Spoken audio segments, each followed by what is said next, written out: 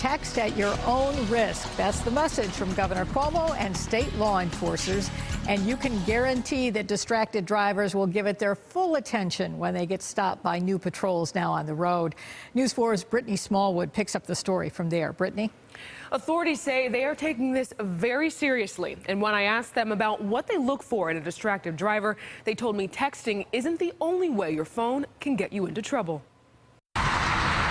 Do you ever text while driving? I hit the streets today to see what some of your texting habits are. I don't text when I drive. I make it a point not to. I usually don't text. If I do, it's at a red light. If you text and drive, you might want to rethink that the next time you're operating a vehicle. Governor Andrew Cuomo recently announced that the state police are conducting a texting while driving crackdown. Police are doing undercover patrols using unmarked SUVs that are higher off the ground so troopers have a better view inside your vehicle to see if you're breaking the law. State police say you're violating the law if you're driving while looking at or just using your cell phone to text, make a phone call, use it as a GPS, or even if you're looking at your pictures. So essentially, you can get a ticket for simply looking at your cell phone while you're driving. To avoid a ticket, authorities say drivers should pull over to the side of the road to use their phone if they need to.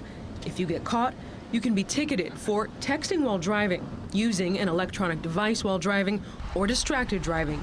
If you feel as if you've been ticketed wrongly and you want to challenge it, personal injury attorney Steve Boyd says it will be hard to prove. And then you would testify, no, I wasn't looking at it, and then the judge would decide whether or not there was any reasonable doubt. But the fact of the matter is, you take your eyes off the road for just a second, and you're as dangerous as a drunk driver. As of last month, if you're found guilty of texting while driving, a person could get up to 5 points on their license. And then starting in July, the fines will increase as well. So if you're a third-time offender, you could face a maximum fine of up to $400. They're really getting serious about all this. But, Brittany, all of this is really directed at the recreational texter.